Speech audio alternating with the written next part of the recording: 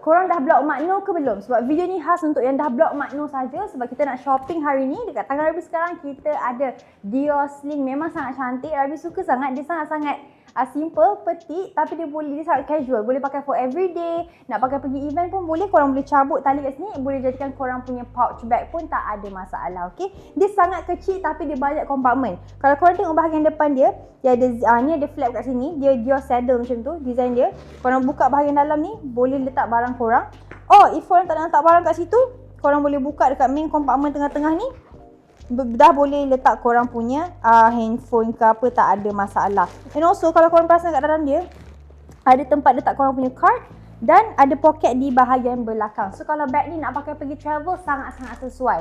Sebab nak letak pasport muat and dia sangat-sangat secure. Korang tahulah kalau korang pergi travel, korang kena cari satu bag yang kecil, ringan dan sangat secure. Bag ni memang perfect untuk pergi travel, okay? So kalau korang dah block Makno, memang sesuai sebab apa? Korang boleh pergi shopping, boleh shopping bag ni dan boleh pergi travel. Kalau korang nak satu unit sahaja dengan kita, boleh bayar installment up to 60 bulan, first payment dah boleh terus bawa balik bag dah. Korang boleh pergi DM kita sekarang. Make sure dah block Makno.